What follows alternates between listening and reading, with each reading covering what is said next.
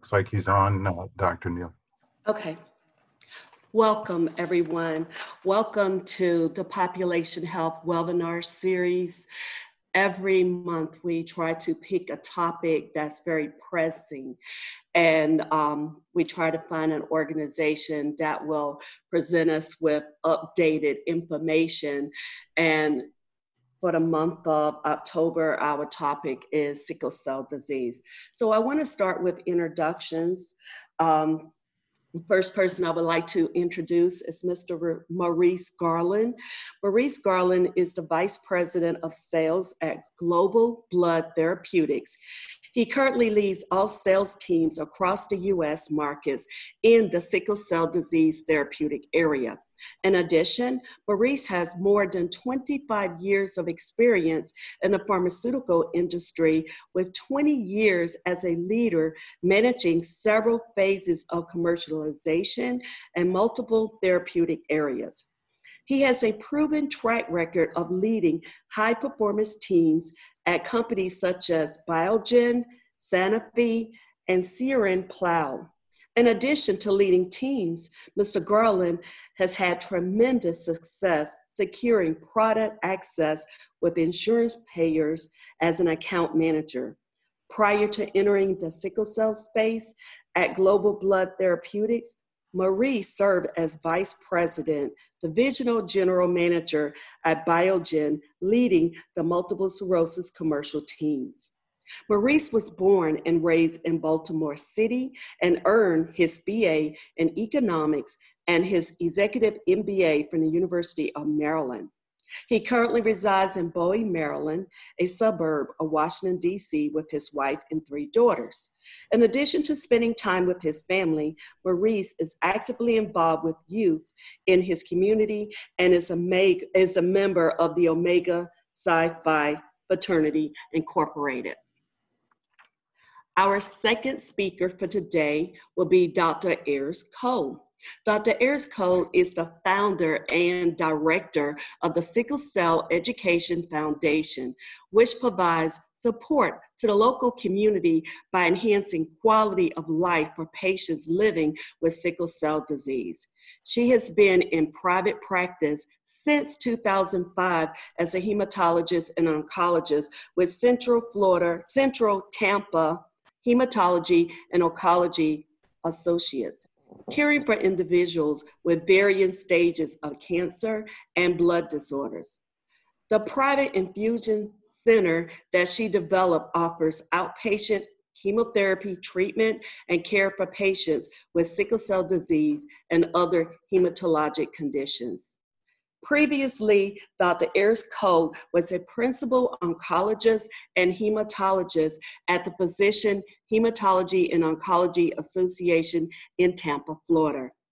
A 1998 graduate of Wake Forest University School of Medicine, Dr. Ayer-Cole completed her residency training with a fellowship in hematology and oncology at Emory University in Atlanta, Georgia. There, she primary practiced in a 24-hour sickle cell center where she discovered the primary clinical interest of her career. An advocate for the indigent community, she has worked tirelessly in support of various initiatives for these areas. On a local community level, she trains ER nurses on sickle cell patient care, as well as organizing information sessions for community members and raising revenue for programs to promote disease awareness. She is director of the affiliate Sickle Cell Education Foundation and medical advisor to the Sickle Cell Disease Association of America and the Hillsborough County Sickle Cell Disease Association. Dr. Ayer-Cole is an active member of the American Society of Clinical Oncology, the American Society of Hematology, and the Sickle Cell Association of St. Petersburg, Florida. We are so proud to have both of these people as our speakers. And for our very third person, Tracy Bolito, She received her bachelor's in nursing from the University of Florida and worked in pediatrics for several years prior to moving over to the pharmaceutical side of healthcare. She worked at Johnson & Johnson for several years until the opportunity with the Global Blood Therapeutic organization became available. And this allowed her to focus on serving a very special patient population, the sickle cell warriors. So today I give to you our speakers. We will start with a presentation from Mr. Maurice Garland. Afterwards, we will end our presentations with Dr. Ayer-Cole, and Ms. Tracy will start a Q&A session. After the Q&A session, then we will start with our evaluations and closer. So sit back, relax, and get ready to be educated of what's going on with Global Blood Therapeutics and the latest information on sickle cell from Dr. Ayer-Cole. Thank you. All right, thank you. I first want to just say I'm humbled and honored to have the opportunity to be on this call with this group of healthcare providers that are just critical to the care of patients, and as well as representing Global Blood Therapeutics. So thank you for the time. I will try to be brief because I know we all want to hear from Dr. Ayer-Cole. So with that being said, I'm the Vice President of Sales, as was mentioned. I do want to disclose I am an employee of Global Blood Therapeutics, and I may own stock or stock options with the organization. So let me talk about our mission. And our mission is focused on discovering, developing, and delivering life-threatening treatments for people living with grievous blood disorders, but specifically sickle cell. And I just want to share with you, we want to be the sickle cell company. When healthcare providers, when patients, community-based organizations, anyone involved, any stakeholder involved with the sickle cell ecosystem, we want them to think of Global Blood Therapeutics when it comes to sickle cell. So that's one of our missions. And I would say we're not a manufacturer who's delivering a therapy to patients. That's not our goal. Our goal is to be part of the community, to be part of the solutions to tackle sickle cell. I know you all are familiar with sickle cell, but I just want to give you a brief overview from my perspective, or from GBT's perspective. Over 100,000 patients in the US, over 50,000 patients in Europe, and over millions of patients around the world, specifically in Africa and Brazil. Our name, Global Blood Therapeutics, because of that name, we are focused not only addressing the US, but tackling the world when it comes to sickle cell. So as we know, sickle cell is a blood disorder that we inherit. And I have to start with sharing a story with you from a patient. And this patient shares a story of how she goes into the emergency room. She's having a pain crisis, and the emergency doctor, the question that's asked of her is, how long has she had sickle cell? And this just kind of goes to the lack of awareness, the lack of understanding, the complacency sometimes just across everyone that touches sickle cell. The awareness is just so low that it's disheartening sometimes that our fellow Americans are really just not focused and unaware of this disease. And the disease has tremendous impact on the body. As you know, it's a hemoglobin polymerization that causes the sickling or the deformity of the red blood cells. And this can lead to some very serious things. It can lead to stroke, it can lead to organ damage, but most importantly, 30 years less life expectancy of a sickle cell patient. So this is a very chronic, deadly disease. Historically, the focus has been on addressing the pain, which is important because these patients, many of these patients live in pain and sometimes get labeled as a drug seeker when they're really just trying to manage the pain that they're going through. But with that being said, the disease is much bigger than the pain that they're experiencing. Just remember what I said earlier with the organ damage, the stroke, 30 years less life expectancy. So it's a much broader disease than just pain. When you look at just the treatment options, I mean, over 40, 50 years, nothing out there for sickle cell patients. What this chart shows is the different therapeutics that have been approved in the orphan and rare disease area. And as you can see, over 20 years ago, there was hydroxyurea, which is a really good product for sickle cell patients. But that product was developed for something else. It's a chemo agent. It was developed for cancer. And it just happened to turn out that it was effective in sickle cell patients as well. So that was something that was really good for patients. It has been a gold standard, but it's been the only thing there from a therapy perspective that's been available for these patients. When you look at the last 20 years, and also understand that the FDA and the government about 20 years ago passed the Orphan Rare Disease bill, which accelerated the approvals of orphan rare disease drugs. As you can see from 2000, roughly 2000, 2001, there's been an increase, but still nothing in sickle cell. And we haven't seen anything in sickle cell until the past few years. 2017, L-glutamine was approved. And then in 2019, there was a landmark year. We had Vuxilator and crizanlizumab, which were approved. So the good news is products are getting approved, and there's a lot of products in research now for sickle cell. So we're starting to get some attention to sickle cell.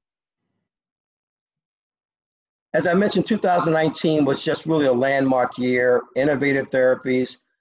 There were some recommendations from ASH and the FDA on clinical development, as well as the ASH clinical practice guidelines were updated last year based on these new therapies that were approved.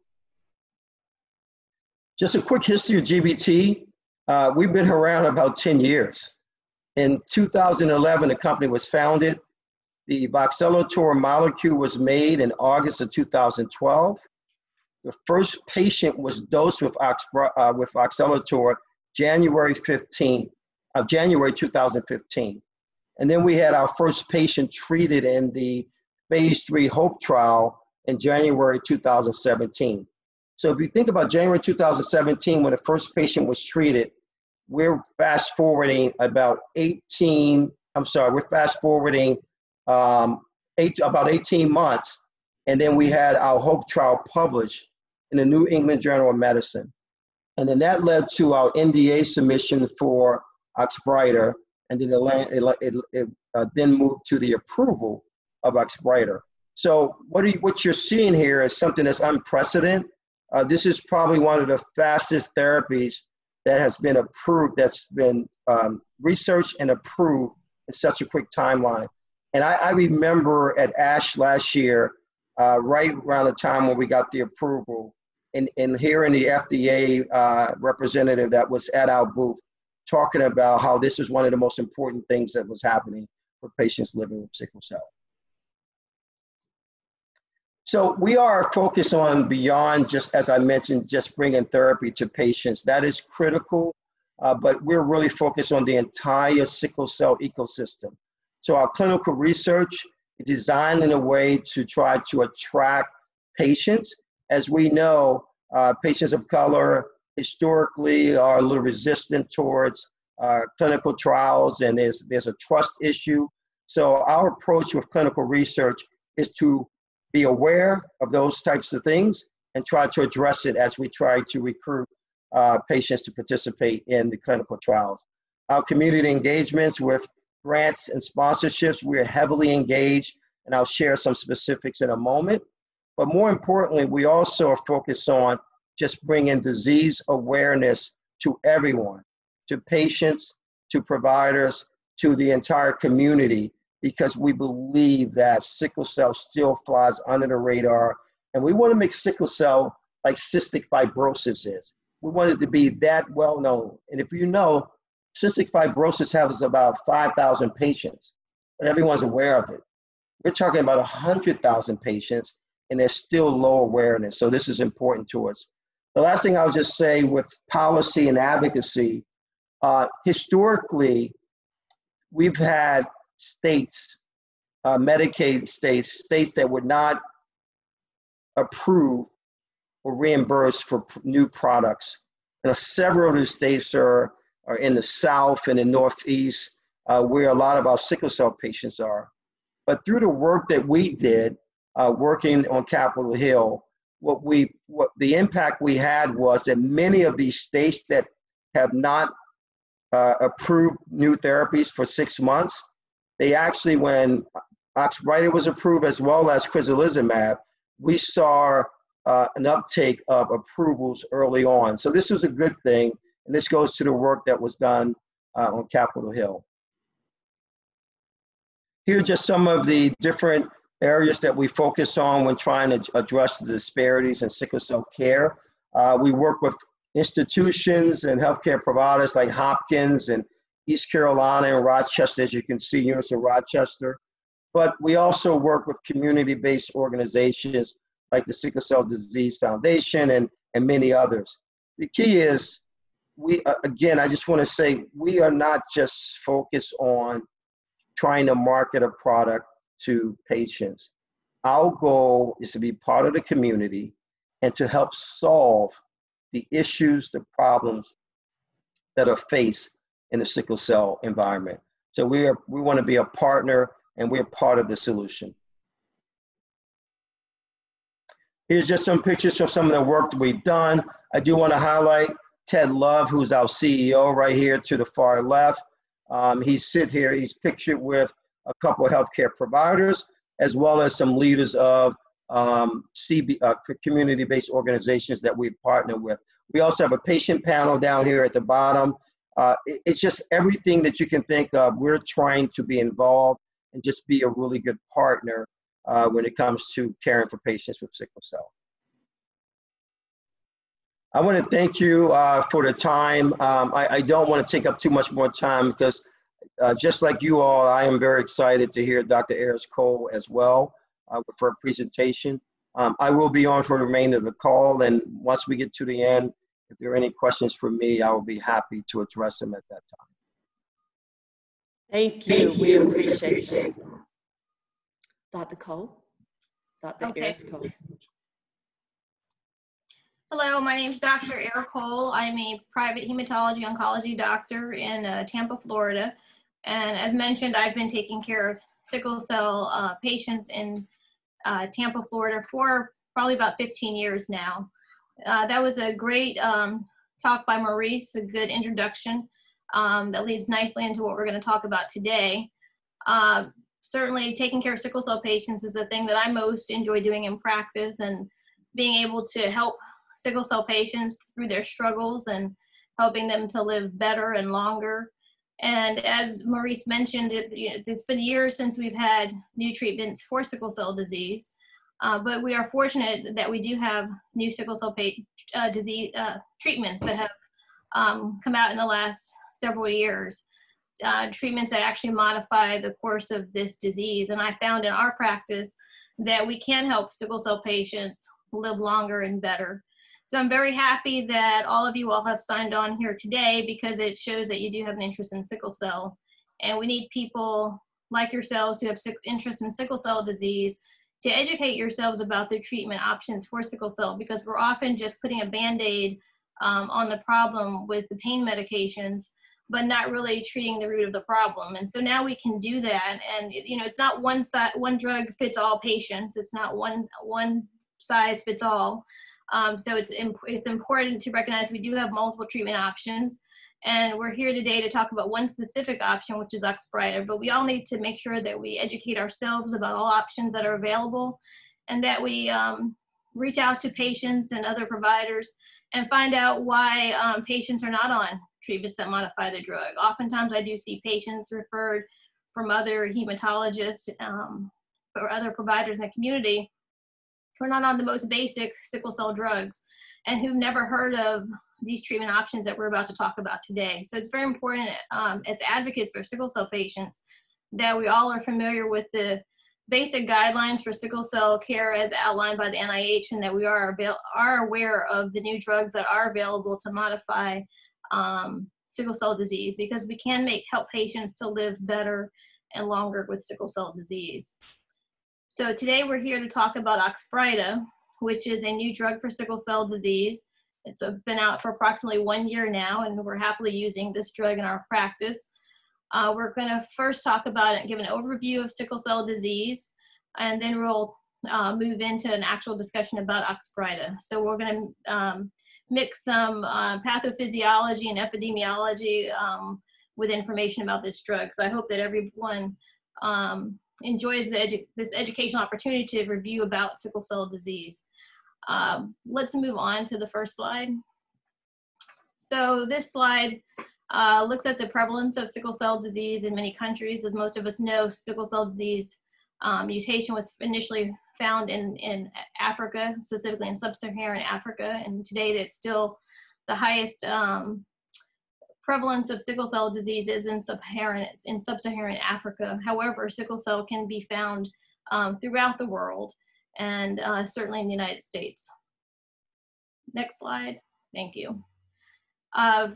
The states with the highest prevalence of sickle cell in the United States are Florida and New York. So if you're a Florida or New York practitioner, definitely important to be aware of that. The prevalence is also very high in Texas and California, and you can see that it's throughout this country. Approximately 100,000 people in the United States are living with sickle cell disease. 1 in 365 people with who are African American are born with sickle cell disease. However, it's also well known in the Hispanic community. So, one thing is we find is a lot of people assume that sickle cell patients are all Black, but that's not true. And then some of us realize that some of the sickle cell patients are also Hispanic, but we also have sickle cell patients who are Asian, who are Indian, who are Greek and Italian and other Mediterranean backgrounds. So people with sickle cell disease can come from any ethnicity, and we need to make sure that we don't cross it off our list of possibilities when seeing new patients who have symptoms that may be attributed to sickle cell disease. We're here today to talk about Oxbrida, which is a new drug for sickle cell disease. Go on to the next slide. This summary slide very well summarizes the main points about Oxbrida. First of all, it's an oral drug, which patients like. There are some drugs that are IV. It's a first-in-class drug. It's the first hemoglobin S polymerization inhibitor, and we'll talk more about that. It is a drug that is available for both adults and pediatrics. Pediatrics need to be age 12 and older to qualify for this drug. And it can be used with or without hydroxyurea. It should not be a substitute to hydroxyurea.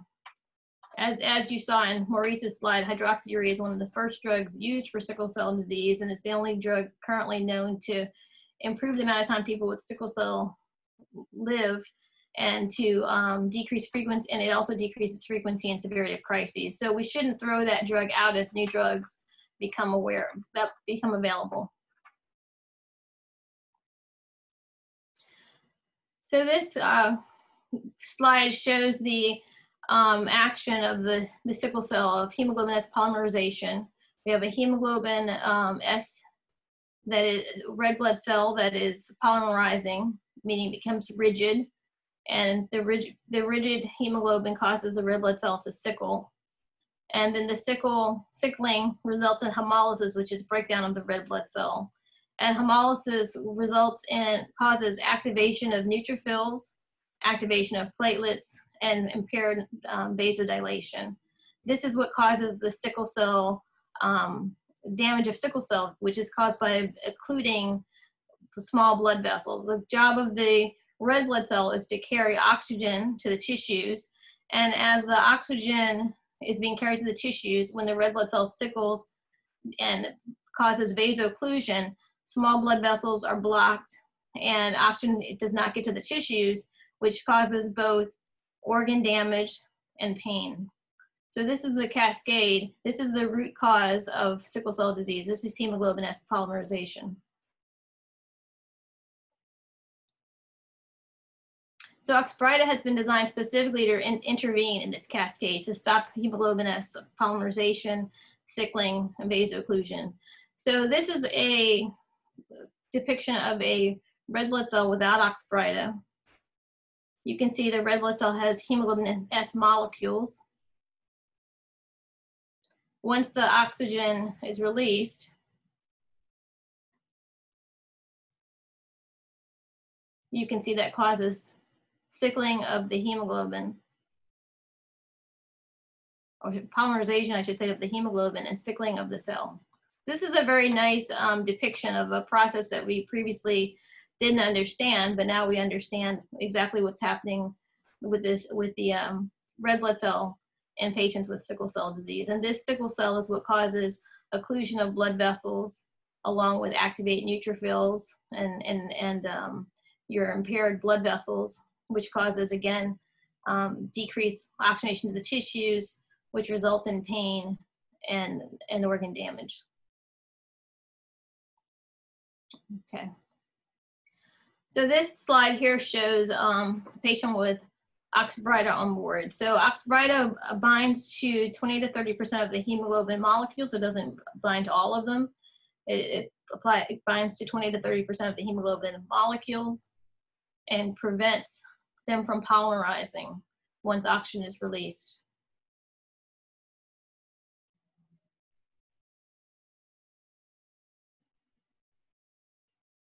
So again, you can see that that prevented the sickling. It prevented the blood cell from becoming, having poor deformability, decreases the thick, it prevents the blood from becoming more thick, and allows the oxygen to be delivered to the tissues and prevents you from having the cascade that we showed earlier.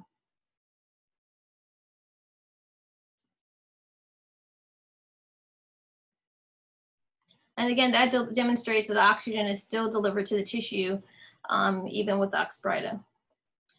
So Oxbrida improves anemia and it decreases hemolysis. So it improves anemia, which is low hemoglobin, of course, and decreases hemolysis, which is a breakdown of the blood. So without, the slide on the left is without Oxbrida. You can see the sickling is much more increased than on the slide on the right. Okay, we'll go on to the next slide. So the HOPE trial is a phase 3 trial that was used to get the approval for Oxbrida. And in the HOPE trial, there were 274 patients. They were between the ages of 12 and 65. They had confirmed sickle cell disease. Their hemoglobins were between 5.5 and 10.5. The patients in the study all had to have VOCs, or veno-occlusive crises or episodes, within 12 months. They were allowed to continue on hydroxyurea as long as they were on stable doses for 90 days prior to starting the trial. The study compared Oxbrida at 1,500 milligrams a day to Oxbrida at 900 milligrams per day to placebo. It followed the patients on these drugs for up to 72 weeks. The primary endpoint that was being assessed was percentage of patients achieving a hemoglobin increase of greater than 1 gram per deciliter at week 24.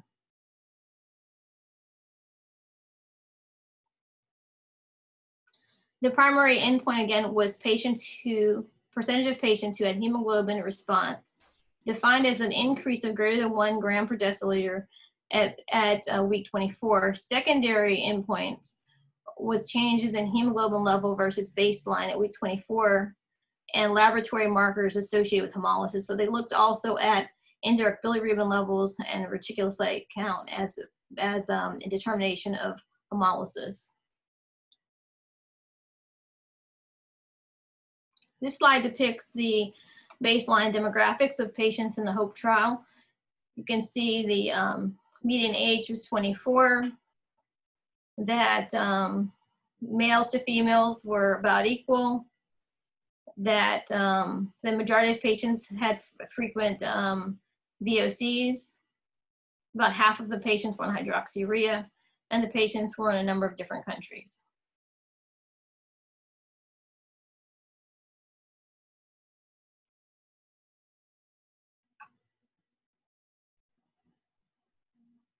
Okay, next slide. Okay, so we found in the Oxbrida trial that Oxbrida significantly increased hemoglobin levels. This is a waterfall plot that each line represents a different patient. And you can see that in the Oxbrida arm, the majority of patients had an increase in hemoglobin. Very few people had a decrease in hemoglobin. And you can see that the majority of people, that while 51% of people reached the greater than 1 gram per deciliter increase, that was the target of the study, you can see a number of people received much better increases in hemoglobin than even that. If you look at the placebo arm, you can see that the hemoglobin increase and decrease were about equal, that people had higher hemoglobin, people had lower hemoglobin because it was a placebo, and patients with sickle cell hemolyze, normally that's kind of what you would expect, you know, off of treatment. But it was clear that in the Oxbrida arm, there was a definite increase. There was a trend toward increasing in the hemoglobin. And it was found to be significant. 42% of patients receiving Oxbrida had an increase of greater than 1.5 grams per deciliter, and 27% had an increase greater than 2 grams per deciliter. So this is very, very significant. Okay, we can go to the next slide.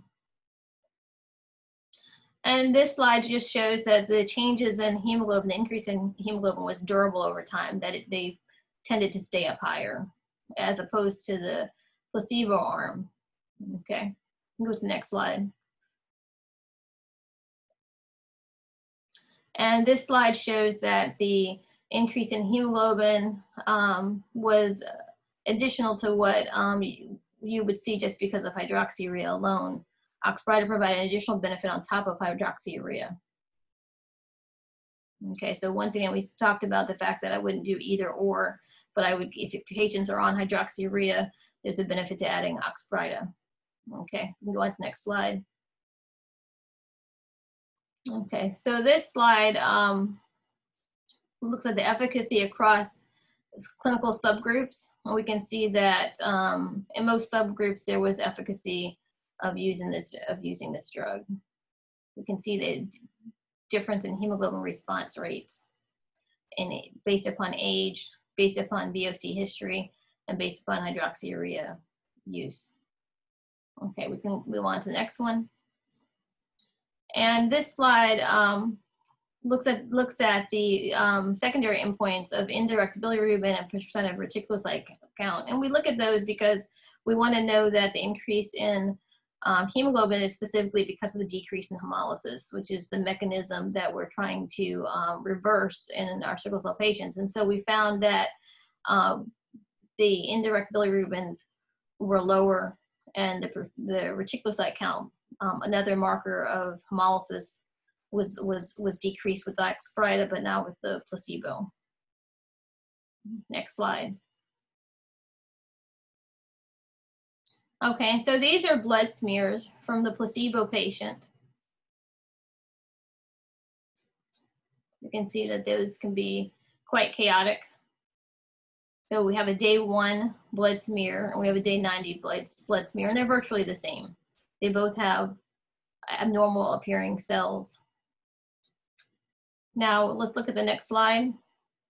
And so this, on the other hand, this looks at the a day 1 slide in a patient who received Oxbrida versus a day 90. So you can see in the day 1 slide, you've got multiple sickle cells. You can see that this slide the patient looks like they're more anemic versus the 90-day slide. These cells look virtually normal. These are great looking cells compared to the day 1 slide. So this is a very, I love slides like this because this is a visualization that you can show patients, and patients can get this.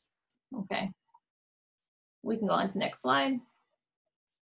So in Oxbrida patient 2, you can see that the Oxbrida decreased the number of sickled red cells.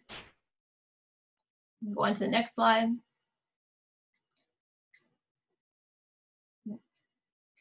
Okay, we can go on to the next slide. So this is a more complex slide. It looks at hemoglobin S oxygen affinity. Hemoglobin S normally has a lower affinity to oxygen than the normal hemoglobin. And Oxbrida increases the hemoglobin S oxygen affinity. So that means that the hemoglobin SS oxygen affinity with Oxbrida on board causes the hemoglobin SS to bind oxygen better. Now, some people would wonder, well, does that mean that if you're binding oxygen more strongly, are you not going to release it to the tissues? But it actually makes the hemoglobin SS more like normal.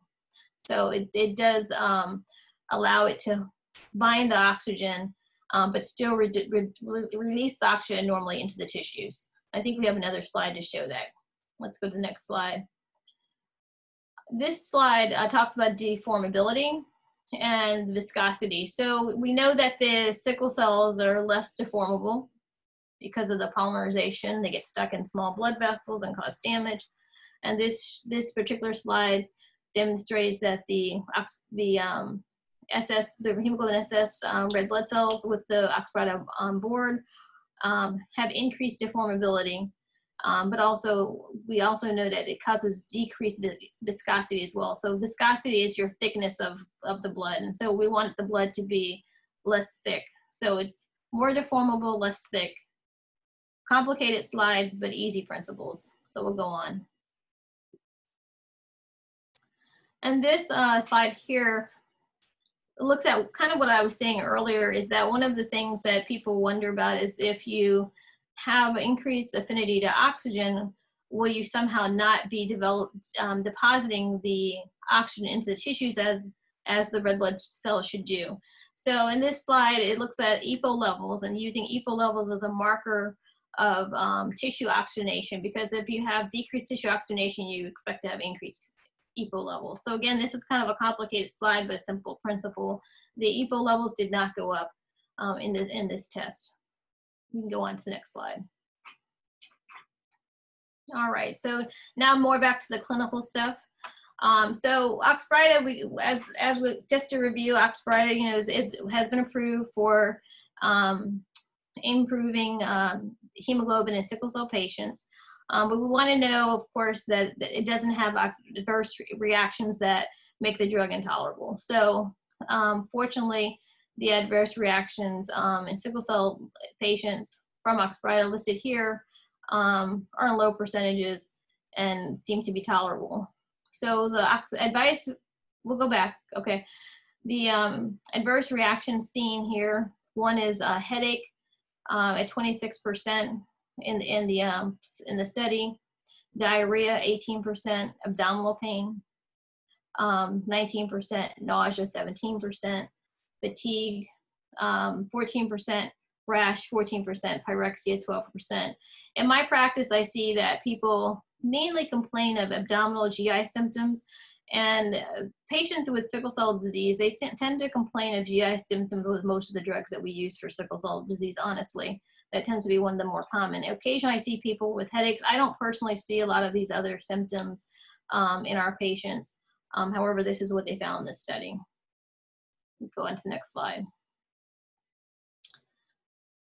So this study looked at VOCs. Now, some people would be concerned, some sickle cell specialists and people who study sickle cell would ask the question as to whether increasing hemoglobin would cause an increase in VOC, because increasing hemoglobin, we think of something as being something that increases viscosity. And we showed you another slide earlier that showed that Oxbrida did not actually increase viscosity.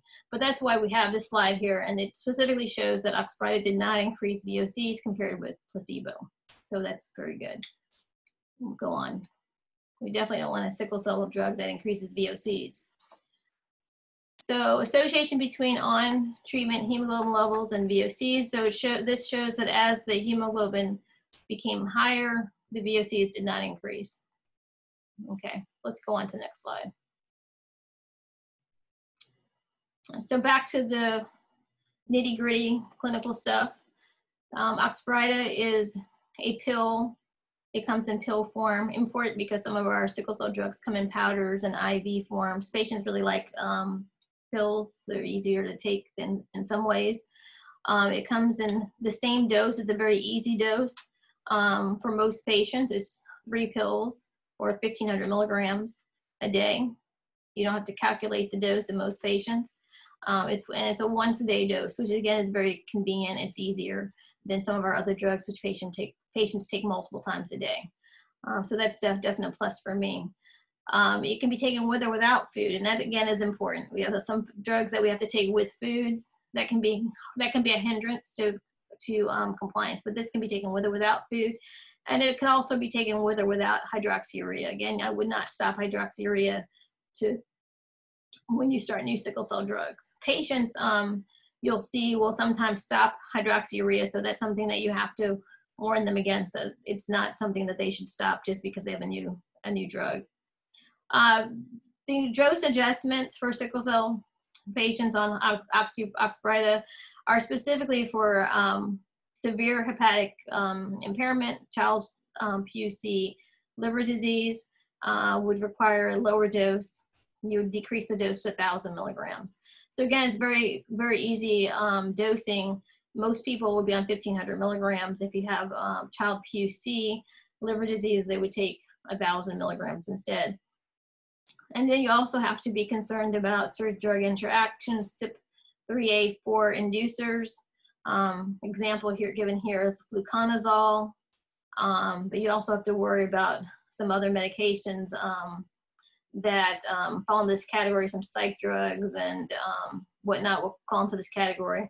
These are drugs, this is an interaction that you need to, it's complex to understand because some drugs are inducers and some are inhibitors, and you would want to work with a pharmacist to see if you're giving your patient inducers and inhibitors that may affect, it may affect the Oxbrida or the Oxbrida may affect it. So you'd want to work with your pharmacy to make sure that you know what kind of drugs your patients are taking, and so that you can know how it would affect that drug. So I personally, when I have a patient on a lot of drugs that may fall into this category, I talk to a pharmacist about it, and I ask the patients to talk to their pharmacist as well. CYP3A4 inducers and inhibitors are commonly known drugs, and your pharmacy, your local pharmacy, should be able to point those drugs out. Go to the next slide. So Oxbrida, again, the indication is for treatment of sickle cell disease in adults and pediatrics 12 years of age or greater. So we have a lot of patients who could benefit from this drug. The indication for approval was based upon an increase in hemoglobin specifically. Oxbrida is contraindicated for people with serious drug hypersensitivity reactions to Vuxilator. Let's go to the next slide. Hypersensitivity reactions are described as possibly including generalized rash, urticaria, shortness of breath, facial swelling, or eosinophilia. They have been noted in less than 1% of patients treated with this drug. I've not seen this in practice. And then the other thing we want to know about this drug is that it does affect your hemoglobin electrophoresis reading. So if we use hemoglobin electrophoresis mainly to diagnose someone initially with sickle cell, and also we use it to monitor the efficacy of hydroxyurea. So if you're concerned about how accurate your hemoglobin electrophoresis is going to be for monitoring hydroxyurea, you want to get that information before starting this drug. It's not something that really needs to be done all of the time once you're on this drug. The results would be less accurate, and if you know what your baseline is, there's other ways to monitor whether or not people are taking hydroxyurea as opposed to the effectiveness. Go on to the next slide. And again, adverse reactions include headache, diarrhea, abdominal pain, nausea, fatigue, rash, pyrexia. Okay, we can go on to the next slide. And drug interactions that we need to be concerned about are specifically from the CYP3A4 inducers and inhibitors. We can talk to your pharmacist about whether or not your patients are on any of these drugs.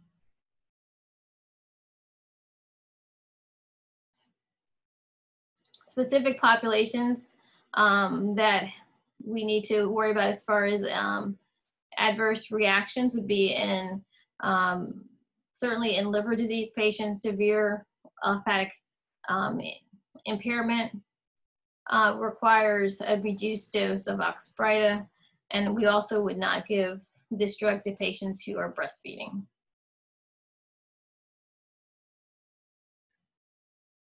So in summary, these are the key points that we want to make sure you understand. First of all, Oxbrida is a hemoglobin S polymerization inhibitor, is the first in class of this type. Oxbrida directly binds to hemoglobin S and decreases polymerization, decreases sickling. Oxbrida causes, improves anemia and decreases hemolysis. 51% of patients receiving Oxbrida 1,500 milligrams per day had an increase in hemoglobin of greater than 1 gram per deciliter. So 1,500 milligrams is the recommended dose for Oxbrida in most patients. Oxbrida also specifically decreased bilirubin and decreased reticulocytes, both being markers of hemolysis. So specifically, it increased hemoglobin by decreasing hemolysis. Oxbrida can be taken with or without food. And we can verify the response of Oxbrida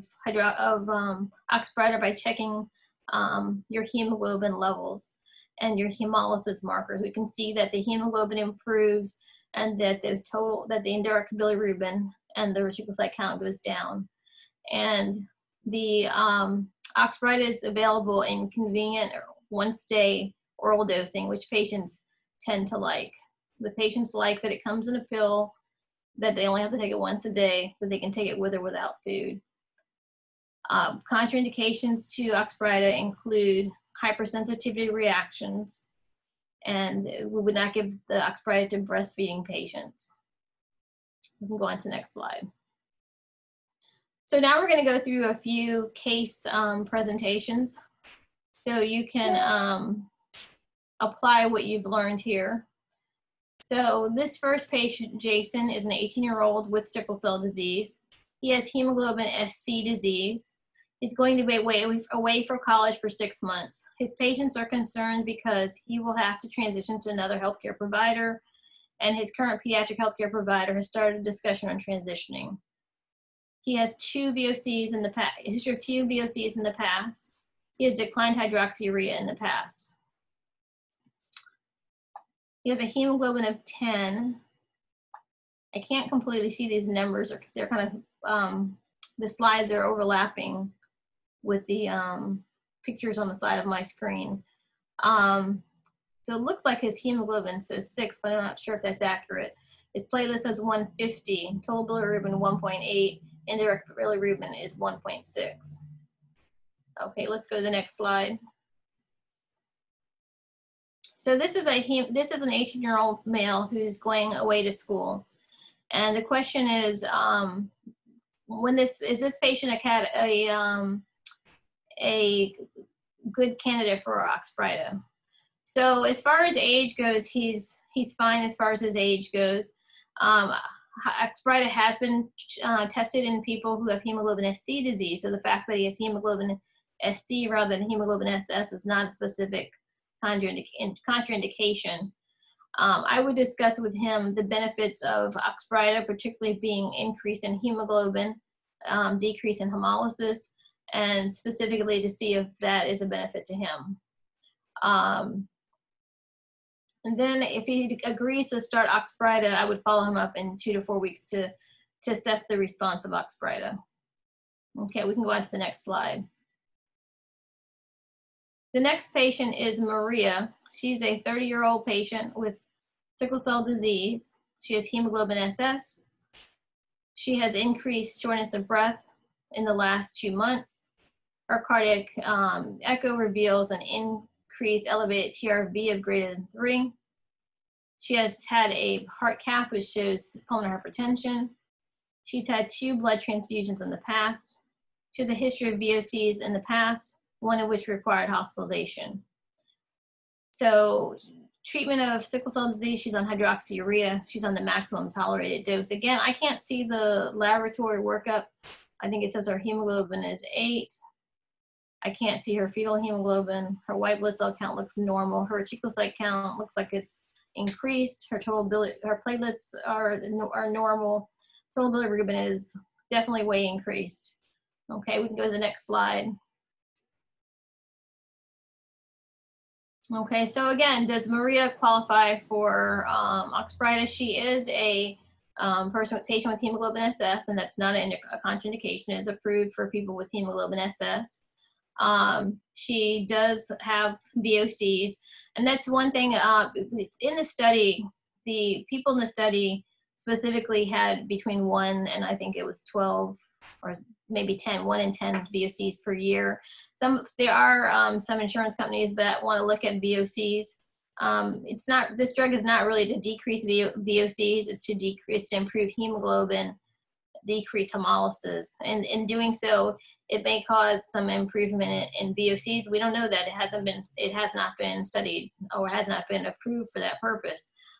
So as far as VOCs, some insurance companies may look at that, but this drug is to improve hemoglobin and to decrease hemolysis. And this patient definitely has hemolysis because her bilirubin was 10. Her reticulocyte count was high.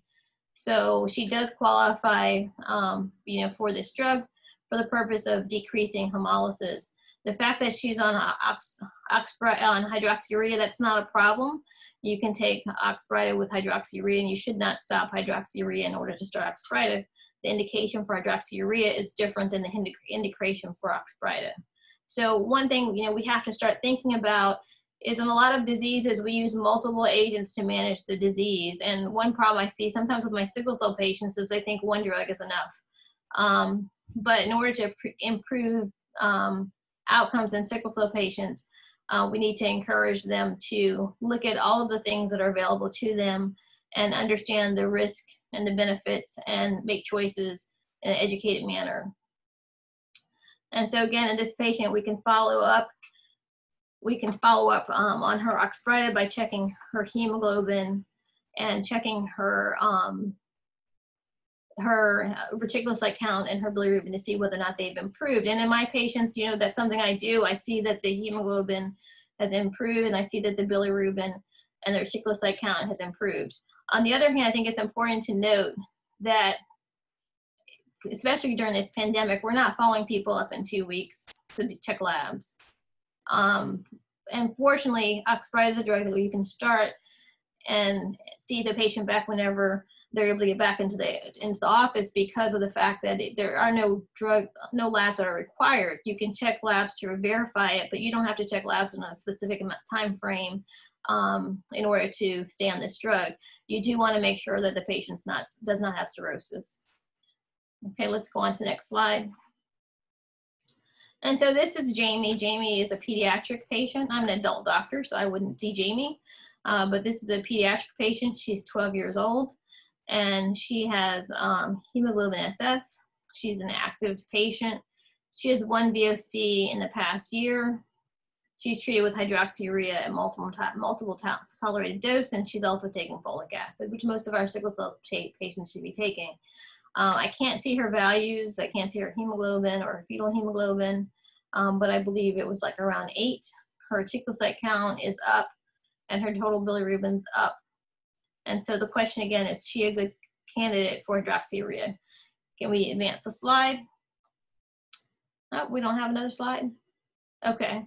All right, so as far as Jamie goes, Jamie's 12 years old, and Oxbrida can be used at age 12 or greater. So she fits into the group that can be used, that can take Oxbrida. She does have 1 VOC in the past year, so she fits within the category of the studies, or the patients which were in the study. She's on hydroxyurea, and we should not stop the hydroxyurea or the folic acid. And yeah, so she's a good candidate for hydroxyurea based upon those things. Again, we have to discuss the risk and benefits. Okay, we can go on to our last patient. So Henry's 40 years old. He has hemoglobin S beta thal. He works as a consultant traveling each week. Relative past medical history, patient does not receive blood transfusions because he has alloantibodies. So this patient is a patient who would have increased reactions to blood transfusions, hemolytic reactions. He has a history of 3 VOCs in the past year. He has 2 episodes of acute chest syndrome. Treatment of sickle cell disease, he discontinued hydroxyurea 5 years ago due to work and lifestyle. Hydroxyurea has to be monitored, and he doesn't want to get the blood work done. So Henry has a hemoglobin of 7. He has increased reticulocytes. His increase in bilirubin, though I can't see it on my screen, so I don't know if you can see it on yours. So Henry is also a candidate for Oxbrida. Important points in this is a hemoglobin S beta thal. So all sickle cell types can receive Oxbrida. Now, why would we want to mention that? Because, for example, hydrurea is not approved specifically for hemoglobin SC. So, but all groups can receive Oxbrida, all types of sickle cell patients. His age does not preclude him from receiving Oxbrida, and I think that also his creatinine was a little bit high. We can't see that on the screen. I think his creatinine was about 1.6, and renal failure specifically is not a contraindication to receiving Oxbrida. So this patient also can receive this drug. So lots of people can receive this drug. Again, one drug size does not fit all. You've got to discuss the risk and benefits with each patient and look at the side effect profile. Let's go on to the next slide. So some people would want to know about reimbursement. Are we going to get this drug approved? And this is an important point because one of the things that I hear from sickle cell patients who come from other providers is that their doctor told them that they couldn't get the drug approved. They say, well, we don't think we can get this drug approved for you. And I hear this about multiple drugs for sickle cell. For cancer patients, we get approved drugs that cost $20,000 a month and improve longevity by 2 weeks, right? But we hear from a lot of doctors that they can't get drugs approved for sickle cell patients, which is really, somewhat of a cop-out. And most of the new sickle cell drugs have good programs to help get drugs approved. So we shouldn't use lack of ability to get drugs approved as a reason not to get these patients start on these drugs. We just really need to know how to get the drugs approved. And once you start using these drugs, you understand the processes that are required to get specialty drugs. Specialty drugs actually can be very easy to get approved. You just have to dive in there and do the work. So GBT makes it specifically easy because GBT has its own program called GBT Source Solutions that allows or that helps with getting Oxbrida approved for your patients.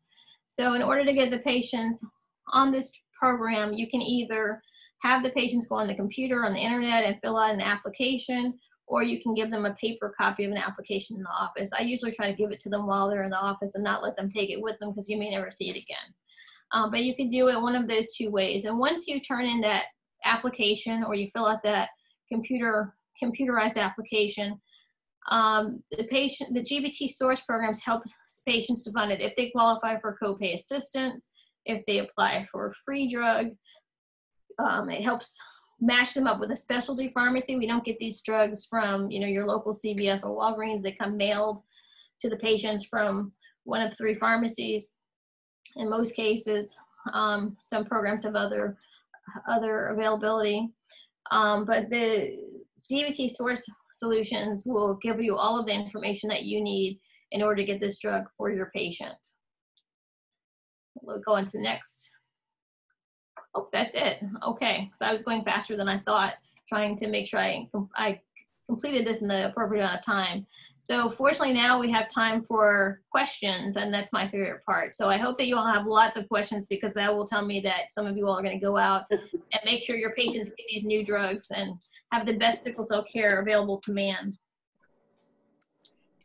Thank you, Dr. Ayer-Cole. This is Tracy, and we did get some questions in, and so I'll just go through them one at a time.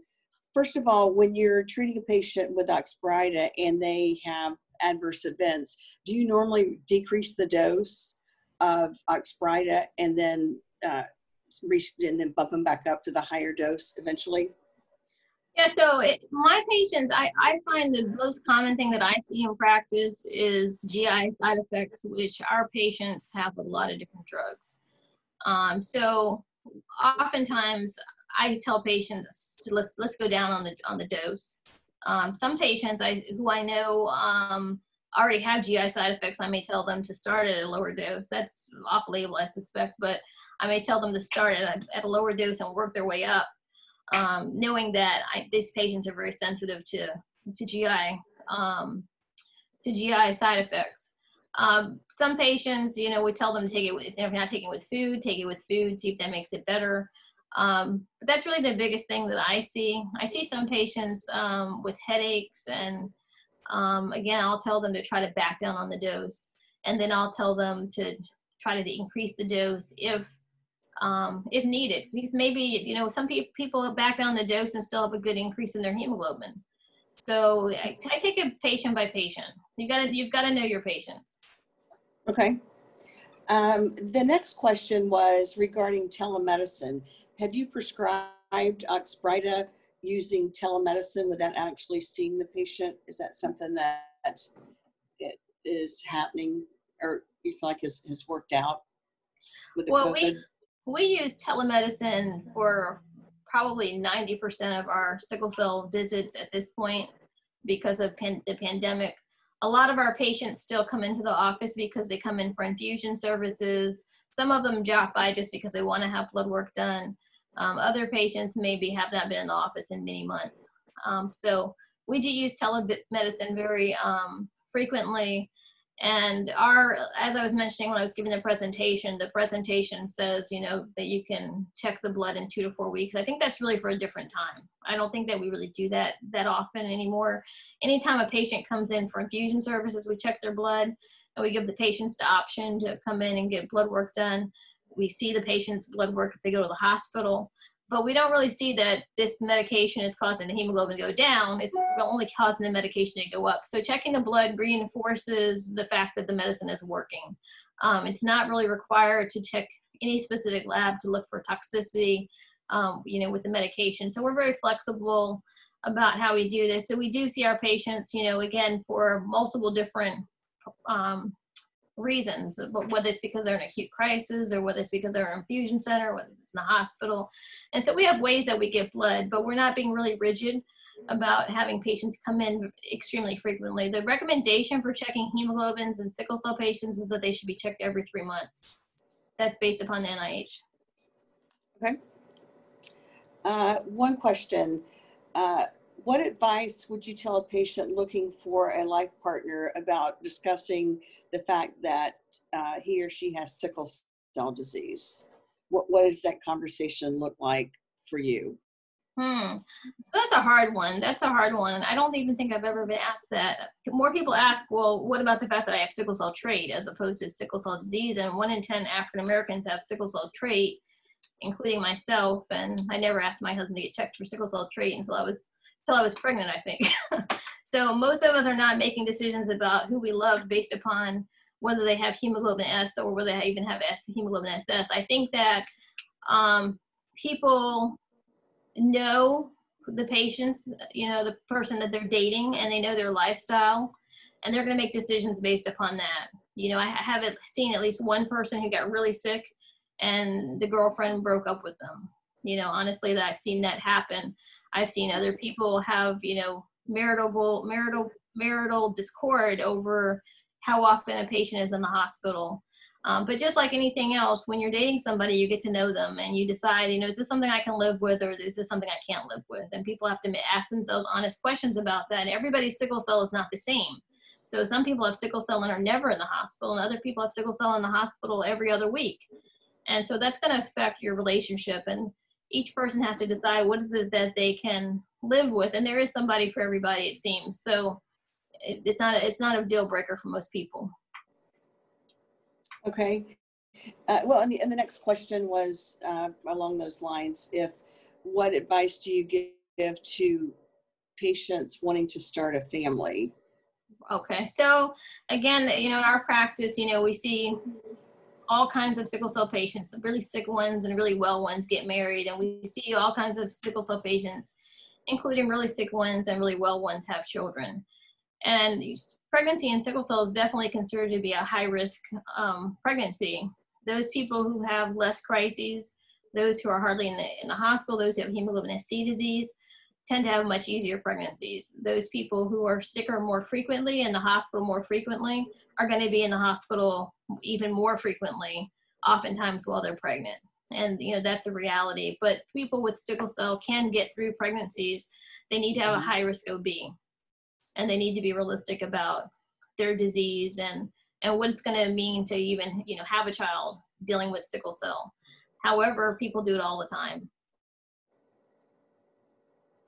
Okay, and one other comment was I saw on CBS 60 Minutes where I thought I saw that they took the coronavirus, removed the harmful part, and placed it with a sickle cell patient. Somehow the cells responded and good rounded RBCs presented.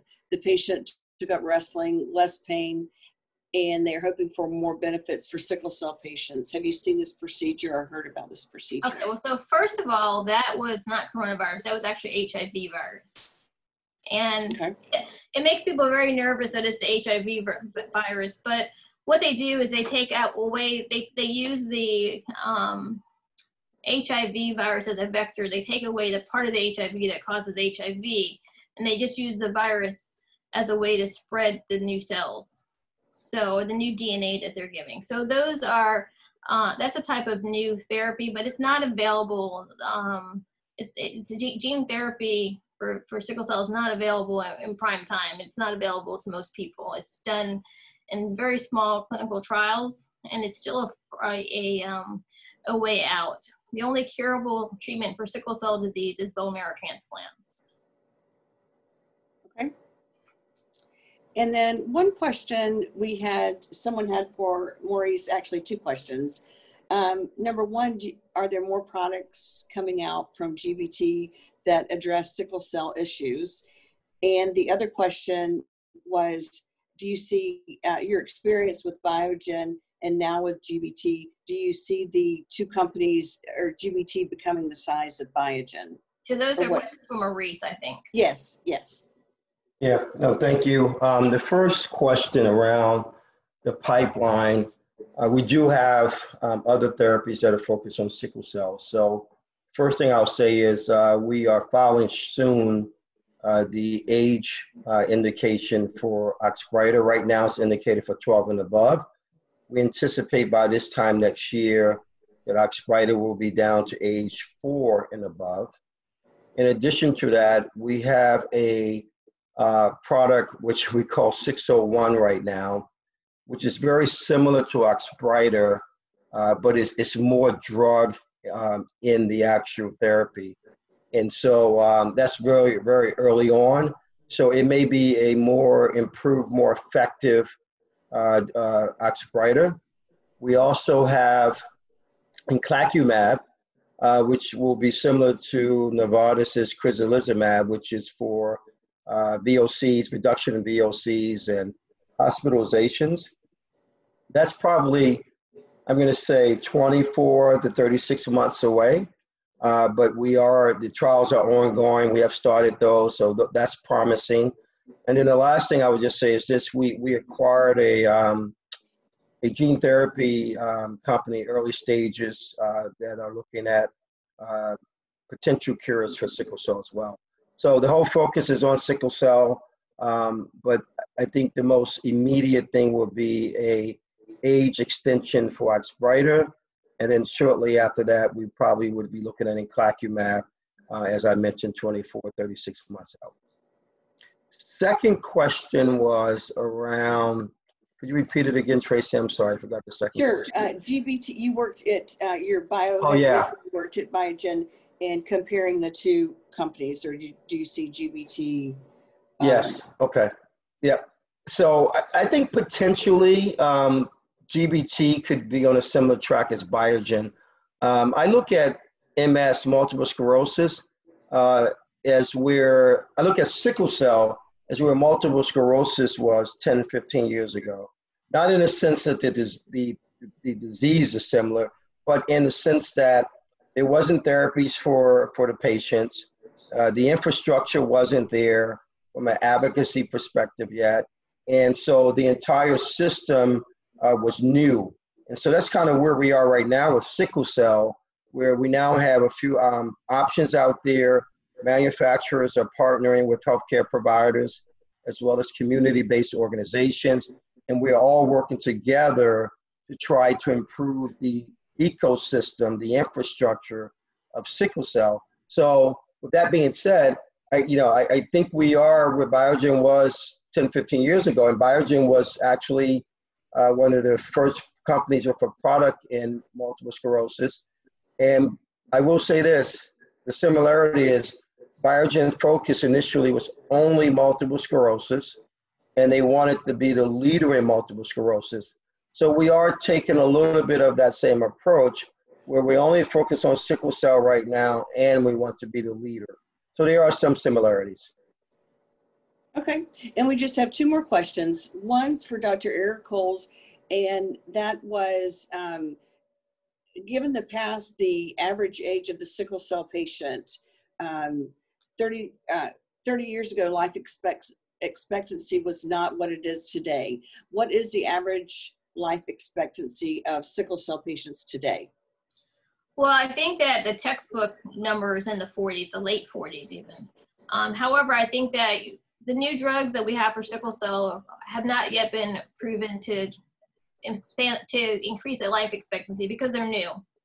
But we do have new drugs that do decrease sickle cell crises, and as we see that patients are having less crises, we should have less deaths from sickle cell. So I'm very positive that with using the disease-modifying therapies that we have, that we can bring up that life expectancy. So in my personal practice, my patients are dying in their 60s, 70s, mostly. I don't see a lot of young patients dying, but we also have very aggressive inpatient hospital care. So the life expectancy, I think, is going to go up in the next 10 years.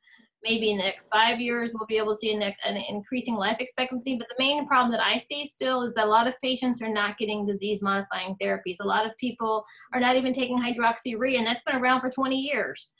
So it's very important that we advocate for our patients to get new drugs. And I can tell you that from my experience with patients being on new drugs, on sickle cell modifying drugs, my patients spend less time in the hospital.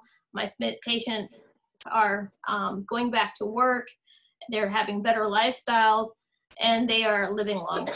So we can do much better if we just apply what we already have available. And transplant, of course, transplant also, of course, is an option that is only cure for sickle cell currently, and we even use transplant. Okay. And then one last question is GBT stock available for purchase, and should we purchase it? Yeah. So I can answer the first part of that question. GBT stock is available for purchase. I cannot give any advice on purchasing the stock just because of my role with the organization, but it is available on the stock market for purchase. Yes. So Carol, that's all the questions that we have. Okay. Well, Yep, thank you. Thank you, Tracy. Thank you, Dr. Ayer-Cole. Thank you, Maurice. It was phenomenal. Do we have anyone else that of the speakers that you would like to leave the audience with today? Ending remarks, Mr. Maurice or Dr. Ayer-Cole? Anything before we close out this section? Well, I think, for myself specifically, I think I've tried to just reiterate over and over again that we need to advocate for our patients to get these drugs. There are new drugs available, new treatments available. It's not one drug fits all patients. We need to figure out look at the risk and benefits and look at each patient individually and lay all the options out. That's what I do every time I see my patients. I lay all the options on the table. They can take it or leave it. And we just need to get these patients the access to these drugs. Don't say it costs too much, we can't get it approved, let's get it done. Thank you. Maurice? Yes, the only comment I would make, I want to thank Tracy Bolito for really taking initiative to making a contact with the National Black Nurses Association. Believe it or not, it's been something we've been talking about for too long, and how we want to partner. And really, it took Tracy on the ground and her efforts to connect with you all to get something set up. So I do want to share that we are willing and anxious to partner more with this organization. And so Tracy has all of my contact information. I'll be happy to chat with anyone offline from the organization about doing more partnerships in the future. Thank you. And I just want everyone to know that all of our webinars are recorded. We have a Populations Health tab, so you can just go to the National Black Nurses Association website, click on Populations Health, and all of the webinars would be there. And we had 90 people registered for this, but unfortunately, all 90 people did not log on, but that is okay, because the fact that now you will be on our website forever, a lot more people will be able to see this. So thank you as the chair of the Population Health Committee. Thank you all for attending and taking time out for today. And I hope that you guys found this webinar to be very informative with excellent information, so that you can take this and disperse this information to the community. Thank you and have a blessed day, everybody. Goodbye. Thank you, everyone. Bye. Thank you. Thank you. Thank you. Goodbye.